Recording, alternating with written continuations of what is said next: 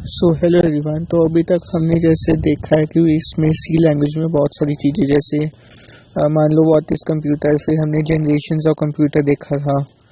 उसके बाद फिर हमने देखा था कि कंप्यूटर के अंदर क्या क्या चीज़ें होती है कि जैसे हार्डवेयर सॉफ्टवेयर, और फिर हार्डवेयर और सॉफ्टवेयर के अंदर क्या क्या होता है वो सब देखा था।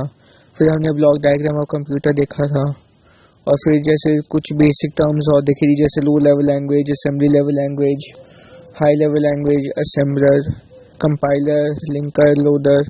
फिर हमने देखा था कि कंपाइलर और इंटरप्रेटर के अंदर डिफरेंस क्या होता है। तो अब हम देखेंगे कि फिर हमने जैसे एक एग्जांपल भी देखा था, पर हमने अभी ये डिस्कस नहीं किया था, ये अब आगे करेंगे कि अब हमको जैसे सी लैंग्वेज की थोड़ी बहुत नॉलेज हो जाएगी तब। तो अब हम देखते हैं कि इंट्रोडक्शन टू एल्गोरिथम, कि एल्गोरिथम होता क्या है। कि एल्गोरिथम, तो algorithm is a finite set of unambiguous steps to solve the given problem. मतलब कि जो एल्गोरिथम है ये एक फाइनाइट सेट ऑफ स्टेप्स होते हैं। फाइनाइट मतलब कि एक लिमिटेड नंबर ऑफ स्टेप्स होते हैं कि जैसे मान लो 5, 10, 50, 100, 500 पर इसको हम काउंट कर सकते हैं। मतलब कि एक countable number of steps to solve a given problem, कि कोई भी अगर प्रॉब्लम है उसको सॉल्व करने के स्टेप्स को हम एल्गोरिथम कहते हैं।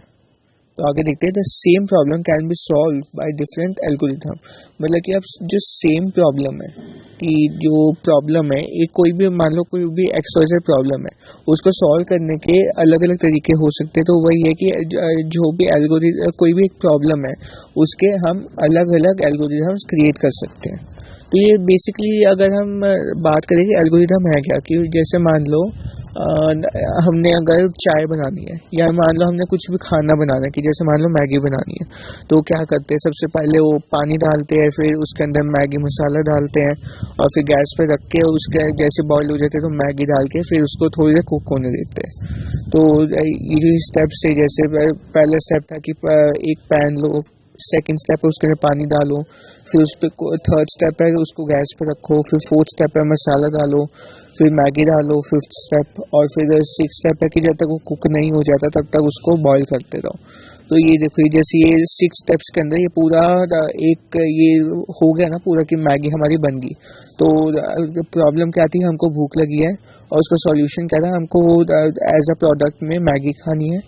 तो जो ये पूरे स्टेप्स से जो 6 स्टेप थे कि पानी डाला, मसाला डाला, उसको उबाला, मैगी डाली, तो ये सब थे इसके, ये पूरा था एल्गोरिथम मैगी बनाने का। तो ऐसे ही अगर हम कंप्यूटर के अंदर अब कंप्यूटर को अगर जैसे समझाना है, या जैसे मान लो कोई भी प्रोग्राम लिखना है अगर, तो उसको जैसे हमको पहले एक कुछ स्टेप्स तो बनाने पड़ेंगे ना, कि प्रोग्राम बनेगा कैसे। अब छोटे मोटे प्रोग्राम तो है वो हम ऐसे डायरेक्टली बना लेते हैं। तो पर अगर हमको कोई बड़ा प्रोग्राम बनाना है, कि मान लो 10,000 लाइनों का कोई प्रोग्राम बनाना है, तो उसके लिए हमको एक एल्गोरिथम तो चाहिए होगा ना, कि अब मान लो 10,000 लाइनें हम बिना एल्गोरिथम के तो वो नहीं कर सकते ना। तो इसलिए फिर हम इसका एल्गोरिथम का यूज़ करते हैं। तो अब देखो आगे देखते हैं, और algorithm must follow the following criteria.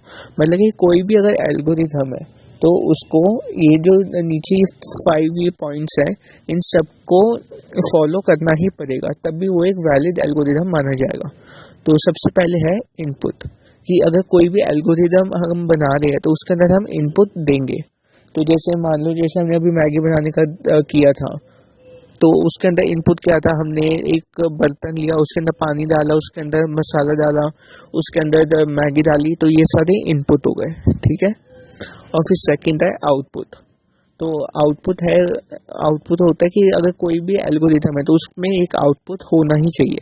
कि मान लो हम जैसे कोई भी जैसे एल्गोरिथम से क्या होता है, प्रॉब्लम सॉल्व होती है, तो अगर कोई प्रॉब्लम सॉल्व हो रही है तो हमको कुछ मिल रहा है ना, तो वो आउटपुट हुआ। कि जैसे मान लो हमने मैगी बना रहे थे जैसे, तो उसके अंदर जो फाइनल एक मैगी बन गई, तो वो आउटपुट माना जाएगा, ठीक है।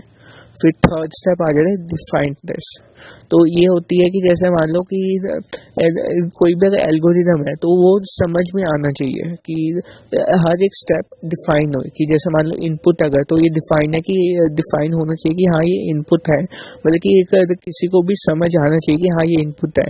या जैसे मान लो अगर कोई चीज़ ऐड हो रही है तो हाँ ये 2 नंबर वैलिड है, हाँ, कि जैसे मान लो A+B अगर लिखा है हमने, तो a+b की वैल्यू भी हमको डालनी पड़ेगी, तभी ही एल्गोरिथम वैलिड माना जाएगा।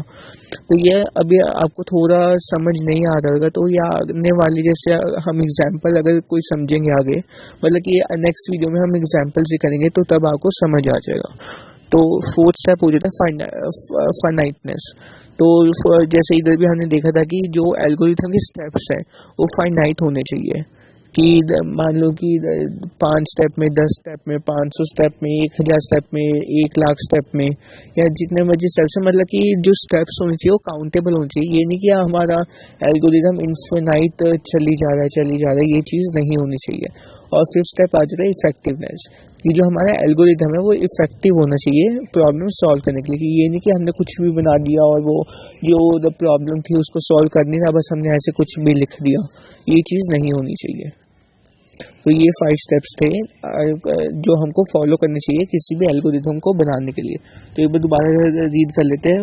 पहला था इनपुट, सेकंड था आउटपुट, थर्ड था डिफाइटनेस, फोर्थ था फाइनाइटनेस एंड फिफ्थ था इफेक्टिवनेस। तो इस वीडियो में बस इतना ही, और हम नेक्स्ट वीडियो में इसके एल्गोरिथम के एग्जाम्पल्स देखेंगे। So thank you.